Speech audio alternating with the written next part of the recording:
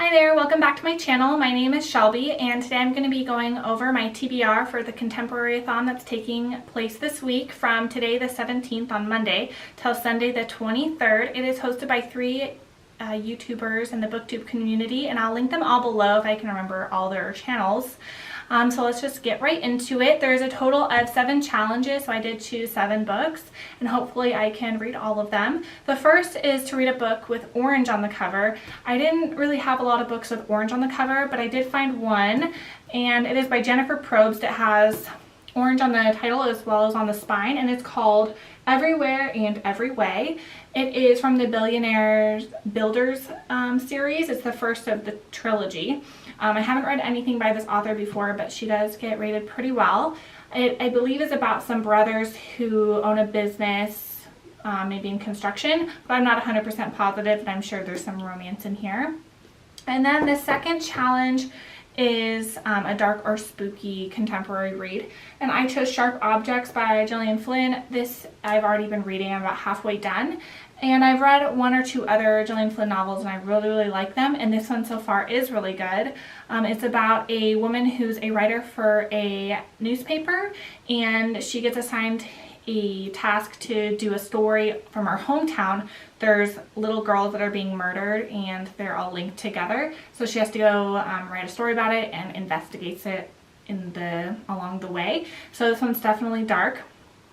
And then the next one is to read a diverse book. I found this to be really hard to find a diverse book. I wasn't sure if it meant race or what it meant by that. But I did find this one that's been on my shelves a while, and it was really popular here on BookTube and on Goodreads a couple of years ago, maybe 3 years ago. And it's called The Running Dream by Wendelin Van Draanen. And it's about a girl with a prosthetic leg who wants to run and maybe compete in a competition, I'm not sure. So I'm really excited to read this, and if for any reason I don't get to the Billionaire Builders, this one does have orange as well. And then number 4 is to read a book in a non-traditional format. I don't have access to any audiobooks right now, and I don't have anything on my Kindle that I want to read, so I did find an ARC on my shelf. This is my only ARC. I just bought it used, and so I figured this is non-traditional. I don't own ARCs. It is by Lisa Gardner, and it's Look For Me. It's from the D.D. Warren series, and it's number 9 in the series. I did read number 8 called Find Her, and I loved it, so I'm really excited to read this. I'm not sure exactly what it's about. I think someone's missing, and it's a detective novel, so really good, I'm sure.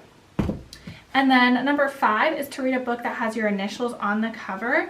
I chose a Kristen Higgins book because I read a book by her a couple of weeks ago and loved it.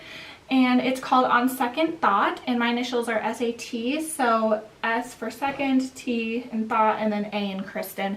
Not sure what it's about, but I know her books are adult contemporary. And then number 6 is to read a new to you author, and I chose I Heart New York by Lindsay Kelk. This is the start of the I Heart series. I've had it on my shelf for a long time. I bought it used a few years ago, and it's about a girl named Angela who catches her boyfriend cheating on her, so she moves to New York and pursues dating there and kind of finding herself. So I thought this would be a really fun read.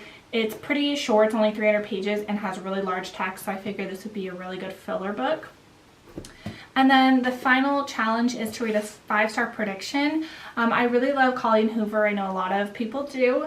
It's called Confess. I've read quite a few of her other novels and I rated them all 5 stars, so I figured this one would probably also be a 5-star.